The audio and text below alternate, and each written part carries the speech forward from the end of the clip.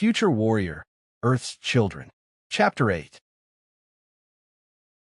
Ross 128 was a cool and dim red dwarf star, and was only around 21% the size of the Sun, but produced only a tiny fraction of the luminosity. Located close to the Solar System at only 10.9 light-years distant, it was charted and explored early in humanity's spacefaring history. The system contained only one star orbited by a single small rocky planet about a quarter the size of the Earth. Due to its close orbit to the Ross 128, the planet had become tidally locked to the star, leaving one side in perpetual light and one in perpetual darkness. Deemed unsuitable for terraforming, but containing pockets of rare minerals. Initial interest in the world had been for its mining value, but subsequently it became a key supply port and maintenance hub for ships coming and going from the Solar System and deep space. Part of the constellation Virgo, the planet, its one major settlement and orbital space station had been collectively dubbed Maidenport. Maidenport was now home to a massive collection of Deimos warships. Despite its relatively close proximity to Earth, it was of low military value and had largely served as a strategic backwater since the war had begun. This, however, had changed with the defeat of the Deimos fleet at the Battle of Starfall. The Deimos, as part of a galactic game of sleight of hand, had secretly regrouped in the system and quietly rebuilt their fleet strength. They had also built on the existing orbital and ground-based infrastructure to create a massive complex for ship repair and resupply. For months, the Deimos presence had remained undiscovered as the bitter war in space continued in neighboring systems. Then, by chance, a UEF deep reconnaissance probe had entered the system. Sent to assess the remains of the destroyed orbital facilities, the probe's mission was to search for salvageable components that would aid the UEF's own overworked maintenance yards at UEF Lunar. The probe, small and designed for stealth, had instead detected a Deimos presence, and following its secondary programming had abandoned a close inspection of the planet and orbital facilities and instead had transmitted a low-power, encrypted signal back to UEF command before loitering on the edge of the system, running on minimal power. Since that time, it had periodically reactivated to send updates and take covert scans before once again entering standby status. The probe had no way of knowing, but its long, lonely vigil was about to produce results. On the edge of the Ross 128 system, the darkness of space was suddenly lit up by the rippling flashes of a distant thunderstorm, but this storm heralded a different type of maelstrom.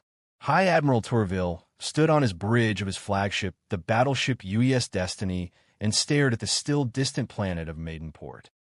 He had refused to sit in the comfortable command chair. Instead, he had always believed that a flag officer's job was to walk the deck of their ship, not lounge in a chair when there was work to be done. As the first sensor scans came in, he wondered idly if the enemy would choose to fight or run, then decided it didn't matter. He would not give them the choice. All ships accounted for, sir. Very good. What do we have on the enemy? Sensor sweep has detected the enemy. We have confirmation of 115 ships of frigate size or greater, although a number of those appear to be docked or damaged. Tourville nodded. It was as he feared. Even stripping all the active fleets to skeleton formations, he had managed to amass a combined fleet totaling 78 ships, including the core of the UEF's heavy battle fleet.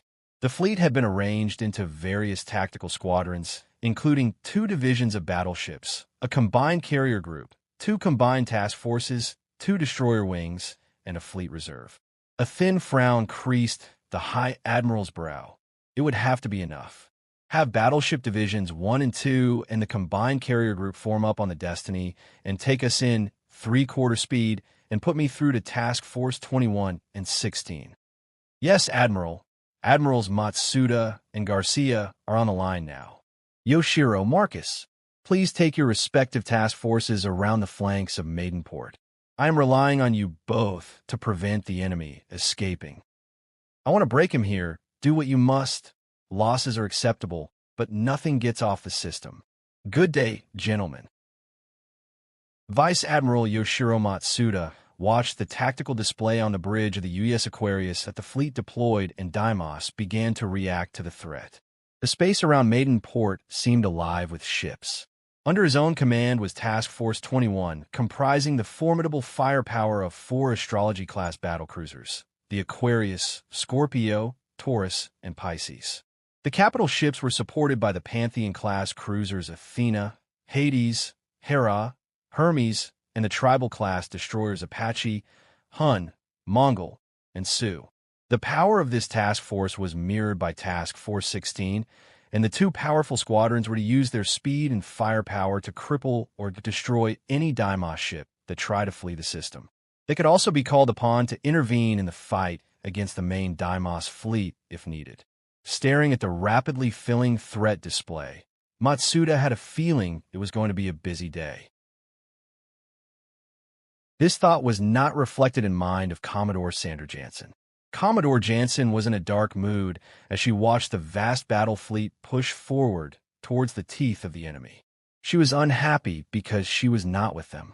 From the bridge of her new command, the City-class cruiser Damascus, she had been relegated to a spectator. She commanded the Fleet Reserve, a force consisting of the City-class cruisers Baghdad, Beijing, Cairo, Damascus, Lisbon, London, Nairobi, and Singapore, as well as the island-class destroyers Java, Majorca, Rhodes, and Timor. She had protested bitterly when Vice Admiral Matsuda had recommended her the position. Matsuda had told her the High Admiral needed someone he could rely on implicitly to command the Fleet Reserve, that the success of the battle could pivot on the reserve, and that he knew no one better for the command. Despite the reassurance, she could not but help feel cheated. Still, she had orders to hold position, and until they were changed, she would do her duty. Admiral, the Genesis is requesting permission to open fire. High Admiral Tourville smiled. The commander of the Genesis was always hungry for glory. Very well, give her permission, but tell them to watch their spread. I want the orbital and planetary facilities intact. Construction of the Genesis had actually begun before the final unification of Earth, and she was commissioned by a rival power to the UEL. After the end of the unification, Conflict the Revenge, as she was known, remained only half completed. Some has dismissed her as a folly, a massive white elephant built by a corrupt despotic warlord, and had suggested she be scrapped. After much debate, her construction resumed as the UES Genesis, and she served as a technical and weapons test bed as well as a serving warship. Officially, she was classed as a fast battleship, but in reality, there was no class in UEF regulations that fitted her design. At almost 12 kilometers in length, she was the largest object ever made by human hands. The exact weapons fit of the Genesis was classified to all but the highest level. This was for a very good reason. She was the only ship in the UEF to possess a planet-killer capability, as well as the usual arsenal of fighters, massive rail and pulse cannons. She was equipped with prototype directed energy cannons that produced such a high destruction output that they could penetrate a planet's crust. Multiple shots from these weapons had proven able to cause devastation on a planet-wide scale, and knowledge of their existence and capability was strictly controlled. Despite this, the great weapons, conceived in malice, were to find their first use in action against the Deimos fleet at Maiden Port on the High Admiral's authority. From the center of the battle line, the Genesis was suddenly lit up by a halo of light so bright that optical sensors across the fleet shut down. From the bow of the massive ship, twin beams of golden light tore across the gap between the fleet and Maiden Port in the blink of an eye. In the center of the forming Deimos line, a Deimos battleship was hit by the energy beams traveling at the speed of light. The twin beams tore through the massive ship's armor like it was paper and continued clean through before clipping a frigate-class vessel that disintegrated. As the glow-faded faces around the fleet surveyed the destruction with a mixture of shock and surprise. One of the few faces that remained neutral belonged to High Admiral Tourville. He knew that, as awe-inspiring as the weapons were, they had a long reload and cool-down time, and would not win the battle single-handedly. Instead, the battle would be won, as most naval battles were, by heavy rail cannons, heavy armor, and blood. Nevertheless, the shot had the desired effect. It introduced doubt and confusion into the minds of the enemy. Now he could capitalize on it. Tourville turned to his communications officer. Activate Nexus Defensive Suite and signal the fleet, honor, people, valor, discipline. Now is the hour. As the fleet's entered weapons range, the Deimos fleet had divided into 3 arrow-shaped formations, while the UEF were in a staggered battle line. Both battleship divisions abreast of each other, with the UES Destiny in the center and the combined carrier group following close behind.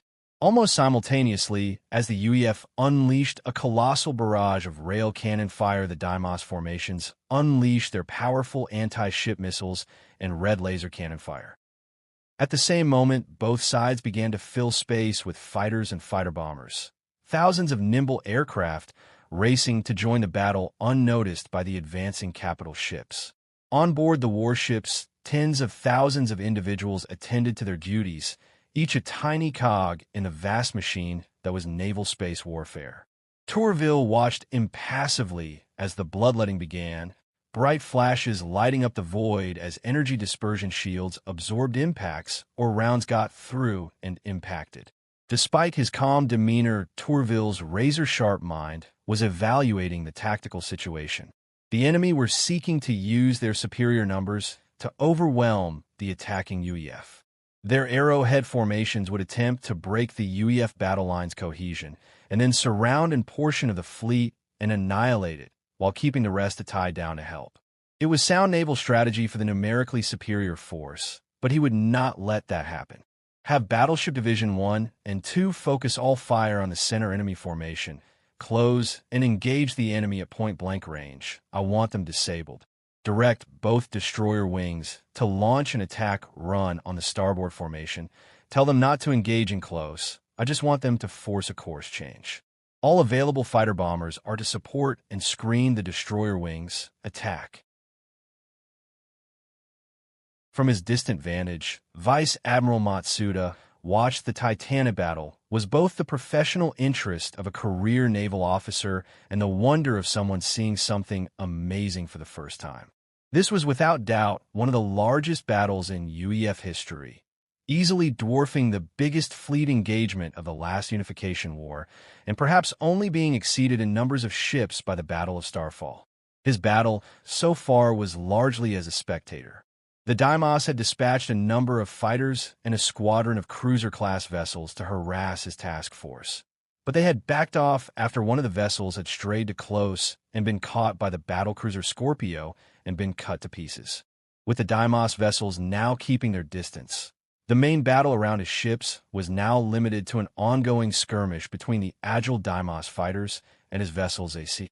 As he watched his tactical display, the 2 opposing battle fleets merged and a hellish close-ranged slugging match developed. The UEF formation closing and wrapping around the central Deimos fleet and tearing it to pieces while UEF light units danced through the void in a desperate attempt to keep the other 2 Deimos fleets from encircling the battle in the center. Space was now filled with electronic noise and sensor efficiency was greatly reduced.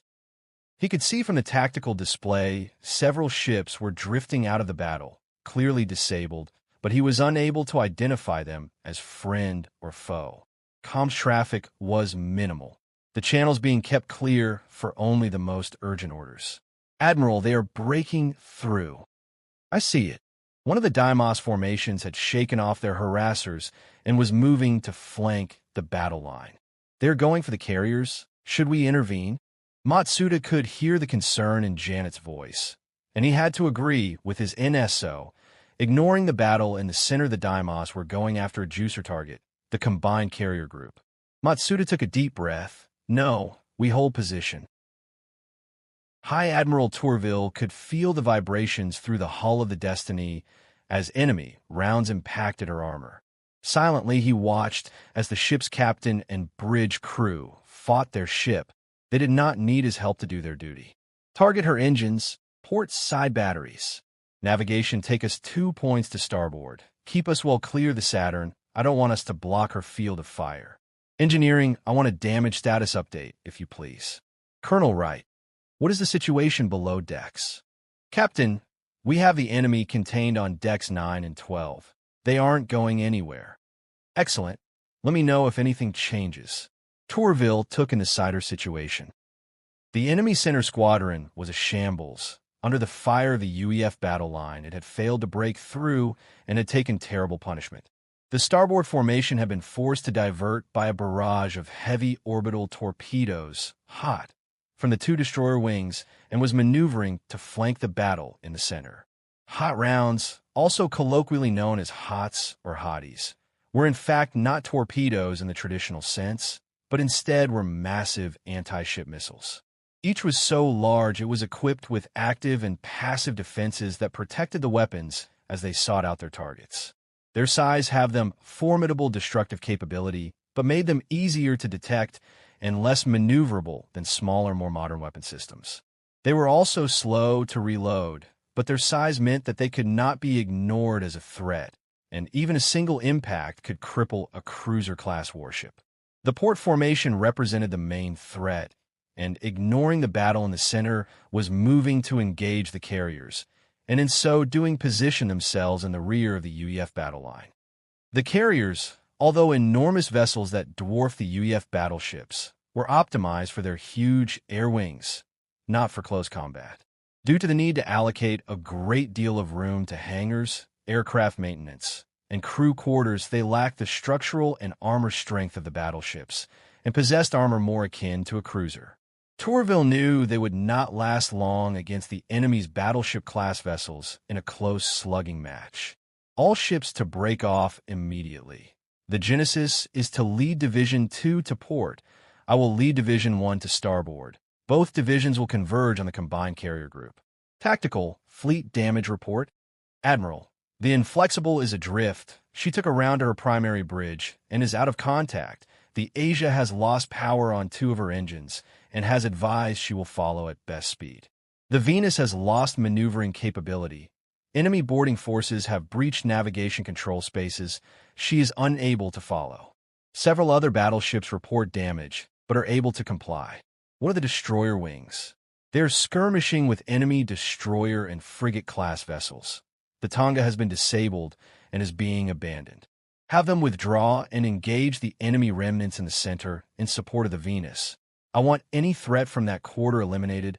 Understood? Yes, Admiral. Tourville knew he had managed to even the odds, but that was all he had done. Now the true fight would begin. As the Destiny maneuvered, Tourville listened to the sound of wreckage scraping down her hull as she pushed through the debris field.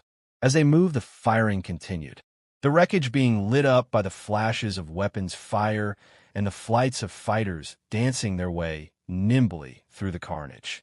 As he watched the Destiny's forward batteries of rail cannons fired, the blue streaks of light impaling a disabled Deimos vessel, tearing chunks from her side and pushing her into a more violent spin.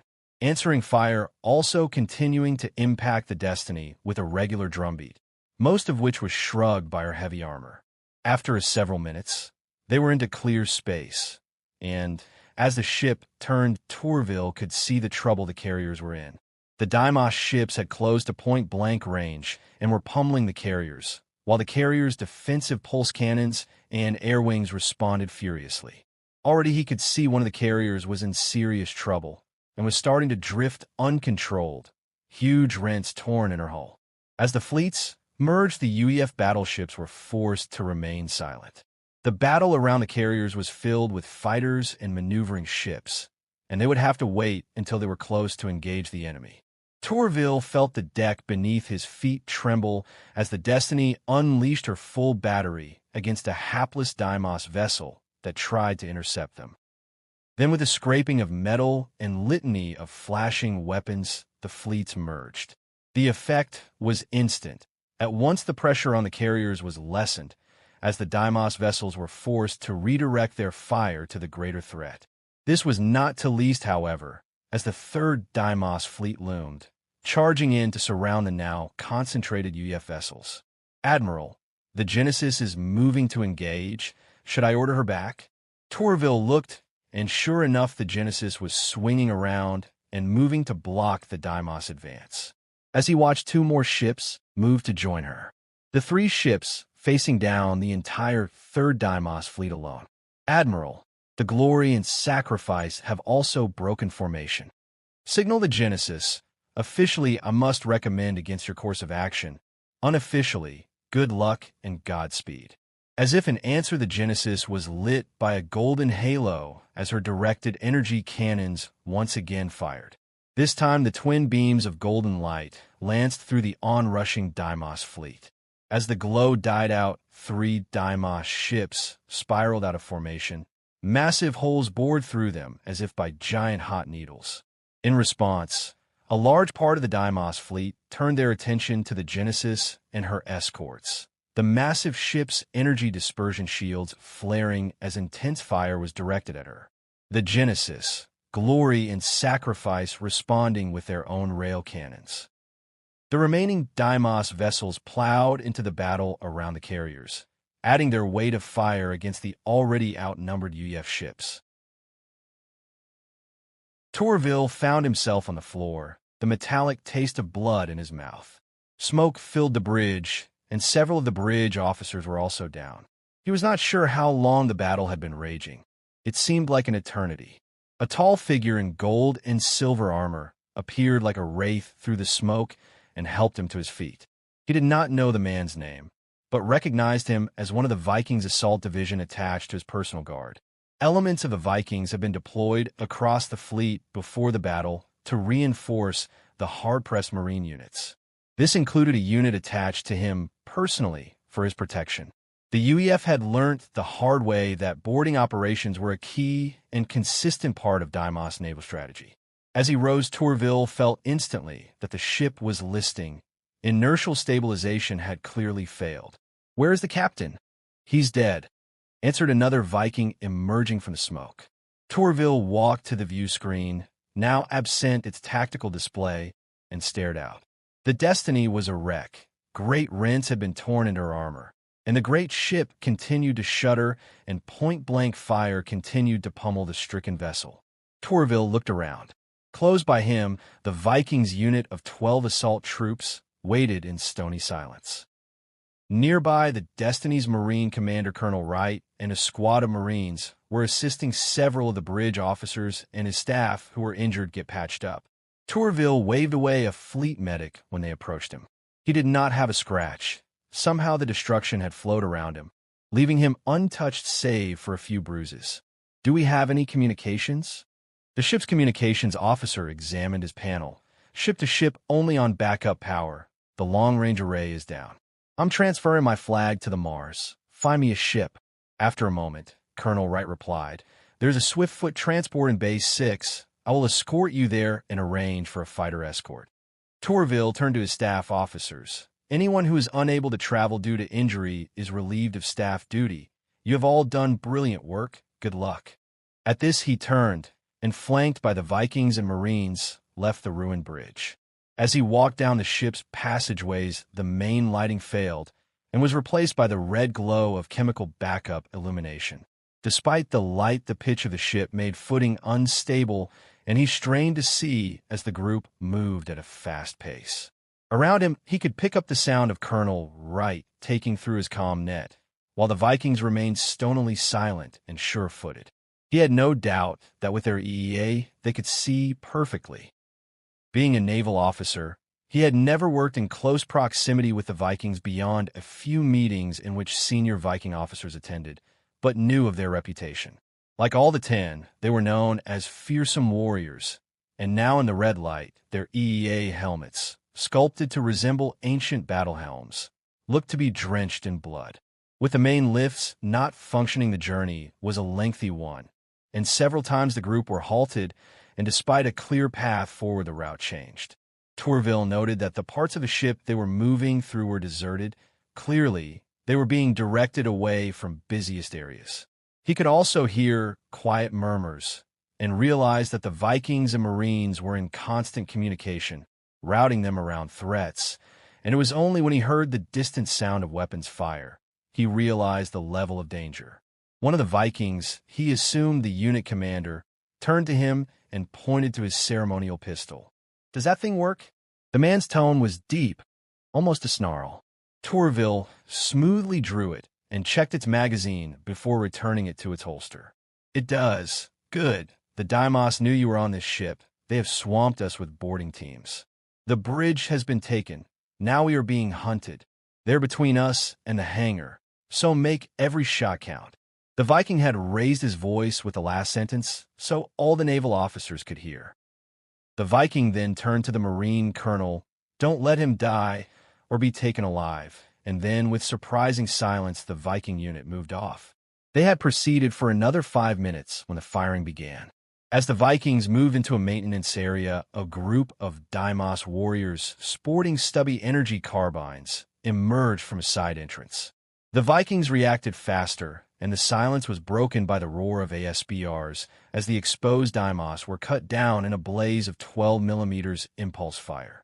The group broke into a run as more Deimos poured through the entrance, firing as they came. The Vikings fell back grudgingly. From that moment, the fighting did not stop. More and more Deimos seemed to be coming from every direction, and the group began to take losses. The first to die was a Viking, who took an energy round through to the face. He was dead before he hit the deck. Then a Marine was cut down, followed by a naval officer who took a stray energy round to the chest. The nearer they got to the hangar, the more ferocious the Deimos attacker became.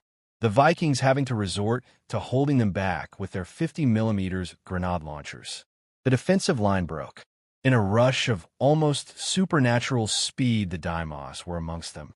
The Deimos impacted the Vikings with an audible crash. Then everything was chaos. Tourville barely had time raise his pistol as a tall Deimos warrior, literally climbing over the Vikings, leapt at him. Tourville emptied the entire clip into the creature's snarling face at point-blank range. Yellow-gray colored blood and chunks of tissue splattering across his uniform. As he reloaded, he saw a Viking knocked off his feet and a wickedly long knife shoved through his throat with blinding speed.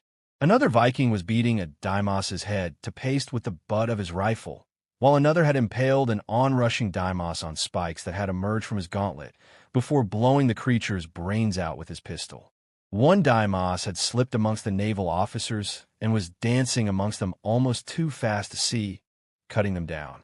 Tourville frantically aimed his pistol, and his first round clipped the alien, slowing it. Before he could fire again, Colonel Wright cut it down with a burst from his IW-30C. Tourville looked for a fresh target and turned in time to see a Viking, one hand noting more than a smoking stump from an alien energy round, and other holding a grenade, throw himself into the onrushing press of Deimos. A moment before the detonation, Tourville was knocked off his feet and felt a crushing weight land on him. The blast tore through the narrow corridor, blood and shrapnel spraying the walls. Before the echo had faded, Tourville was dragged bodily to his feet by the Viking who had covered him from the explosion. Over half the group were down, and half dragged, half pushed Tourville, and the others ran down the corridor leading to the hangar bay. As the battered group emerged into the hangar, Tourville felt a thrill of hope go through him as he saw a swift foot sitting pride of place on the nearest pad. Tourville and the surviving naval officers did not need any encouragement and ran like the devil itself was behind them. The Vikings and Marines fell back more slowly, pouring a constant fire on the hard-charging Deimos. As Tourville reached the cockpit, he was surprised to see Colonel Wright already in the pilot's seat and powering up as fast as he could. Seeing Tourville's puzzled look, Wright stated flatly, "I was the only one certified to fly her." Tourville could hear the pain, the colonel's voice, and knew what leaving the fight had cost him. Tourville looked out the cockpit window and saw a veritable tide of Deimos pouring into the hangar bay. Only 6 Vikings remained on their feet, along with 4 Marines, and as he watched, they continued to fall back in good order despite the torrent of fire passing around them. One of the Vikings was yelling, his voice amplified through his helmet. "Never let them see your backs. Let them see and remember your faces. You are the warriors of thunder, thunder upon the earth." More defenders fell before, against the odds 5, 3 Vikings and 2 Marines reached the Swiftfoot's ramp. As they did, the Swiftfoot lifted off and pirouette, the sound of impacts pummeling her fuselage. Activating emergency bay door release. Everyone hold on. With an audible hiss, the bay rapidly depressurized, massive valves venting the air evenly. Despite this, the swift foot shook violently, and Colonel Wright had to fight the controls to keep the aircraft from smashing into a hangar wall, while all around Deimos warriors were torn off their feet and thrown around the hangar. Then the hangar doors slid open and the swift foot lurched into space. The transport was met by masses of spiraling debris and a kaleidoscope of crisscrossing fire. Colonel Wright plunged the swift foot almost vertically down the vast, scarred starship's hull, before pushing the throttles to full power. Within moments, a waiting wing of 8 UMCF-55 Dark Stars had formed on them, and they weaved through a spinning world filled with fighters. Everywhere aircraft maneuvered, and Tourville saw the escorting Marine fighters take cannon-pot shots at Delta-winged Deimos fighters that strayed in their lines of fire. It didn't take long before the escorted transport attracted attention. A formation of 3 Deimos fighters dove on the formation, and the escorting Dark Stars reacted with astonishing agility. 4 of the Marine fighters took the Deimos head-on, the pilots launching hyper-maneuverable close-range missiles. The swirling engagement quickly left behind as Colonel Wright pushed the swift foot into a steep roll. "Admiral, I can't locate the Mars. Her transponder signal is being jammed." Tourville looked out the cockpit window and spotted the looming shape of a Continental-class battleship. The vessel appeared largely undamaged and was cutting through the debris field like a knife. As he watched, it launched a titanic salvo of rail cannon fire into a Deimos vessel, reducing it to a swirling ball of wreckage. Tourville pointed, "Take me there." As they approached the hulking battleship, a full squadron of Marine fighters glided past, hunting for prey. As Colonel Wright contracted the ship, Tourville took in the ship. Now that they were closer, he recognized her as the UES Asia. She had just arrived, and despite still limping along on reduced engine power, she appeared in good working order and was now shattering any Deimos vessel that she could reach. Tourville could almost feel the anger of her captain as he watched the ship lash out furiously at any target that presented itself. They came into the Asia's hangar at breakneck speed, the doors snapping closed behind them as soon as they were inside. As he walked out the back of the transport, Tourville paused by the remaining Vikings. There were pitifully few. Only 2 stood like statues by the rear ramp. Near their feet, a Viking lay, blood already drying on his gold and silver armor. Tourville did not know how, but he knew he was the one who had led the retreat to the shuttle. What was his name? One of the Vikings looked up, his face hidden behind his helmet. After a moment, he answered, "Sven Christensen." Tourville smoothed his crumpled uniform and then snapped to attention, saluting the fallen Viking. As he turned to leave, he stopped a passing Marine lieutenant, the young officer's eyes widening as he recognized the High Admiral. "I want medical down here to treat my people. Also, arrange an honor guard for the fallen Viking. He is not to be moved until you do. Please see to it."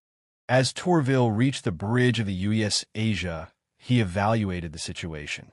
Both the UEF and Deimos had taken heavy damage, and numerous ships were either barely functional or out of action completely. The pivotal point in the battle had arrived. He could feel it. The battle hung on the edge of a knife. Both sides were close to exhausted. It was the moment he had been waiting for. Timing was everything, and confident in his instinct, he signaled the last roll of the dice to begin.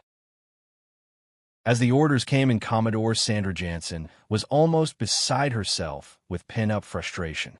She leapt from her command chair. "All ahead full. Tactical, gimme targets. All ships watch your spread. We only get one shot at this." As the fleet reserve began to move the path between them, and the battle was largely clear, the Deimos Light forces had been spread wide as they shadowed the 2 task forces. Before they could recognize their error, another trap was sprung. With a startling turn of speed for such large vessels, the battlecruisers of Task Force 16 and 21 suddenly pounced on the Deimos vessels that were shadowing them. In a devastating display of speed and firepower, they rapidly closed into weapons range and began to cut the unprepared Deimos vessels to pieces, quickly being joined in the carnage by their escorting cruisers and destroyers. The Deimos vessels began to flee, but were unable to escape the battlecruiser's amazing turn of speed. The fleet reserve approached the mass of the ongoing fleet battle at full speed. Each vessel selected a target, choosing the largest and most undamaged Deimos ships. With little or no warning from their life forces, and with sensors disrupted by the debris and ongoing fighting, very few of the Deimos vessels saw the threat coming. The few that did frantically maneuvered to bring their heavy weapons to bear. Most were too late. Knifing through the debris at breakneck speed, the cruisers and destroyers of the fleet reserve charged headlong at their chosen targets. As they approached, so close it appeared a collision was imminent, they opened fire. Each vessel of the fleet reserve had been especially loaded with a full complement of HOTS, and now they released a full spread of the powerful weapons at point-blank range. The combination of the short range and already damaged Deimos defenses ensured that most of the weapons reached their targets, and one by one the massive missiles slammed into the Deimos ships, their warheads detonating like miniature suns. As the Damascus plowed through the debris field, heavy retaliatory fire raking her hull, Commodore Jansen surveyed the results of the strike. The results were spectacular. In one strike, 9 of the heaviest remaining Deimos vessels had been crippled, and 3 others were barely operational. The losses to the attackers were light. The City-class cruiser Cairo had been hit hard, but had limped clear, while the Island-class destroyer Majorca had been wrecked after being bracketed by a full salvo from a Deimos battleship. Despite this, the fundamental calculus of the battle had shifted to the UEF's favor, and as she watched what little structure remained in the Deimos formation shattered, and Deimos ships began to flee. As they fled, they ran straight into the waiting jaws of the prowling task forces, and the battlecruisers, like sharks smelling blood, were cutting the fleeting Deimos ships to pieces. On the bridge of the UES Asia, High Admiral Tourville kept his face impassive while those around him cheered, but inside he felt like a massive weight had been lifted. He had been the one UEDF commander gifted with the power to lose the war in an afternoon, and when the hour had arrived, he had not faltered. Deimos cohesiveness was decisively broken, and the remaining operational UEF ships were punishing them as they tried to flee. Everywhere he looked, wrecked ships spun aimlessly. Some were his, but many more were not.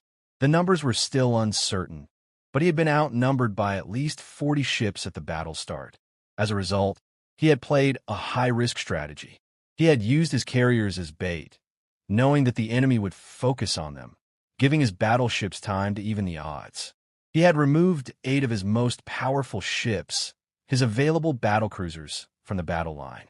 He knew that their strength was as much in speed as well as firepower, and he needed them to draw large numbers of Deimos light and medium forces away from the main battle. This would give his battleships less threats to worry about, and also clear the way for his fleet reserve to land a decisive blow at the critical moment. The battlecruisers would also seal victory by eliminating any chance of escape. Tourville looked down at his dirty, blood-stained uniform and resisted the urge to sit. He had seen battles, even in their late stages, turn unexpectedly, and he would not let that happen on his watch. There would be time to sit when the mopping up of the enemy was done.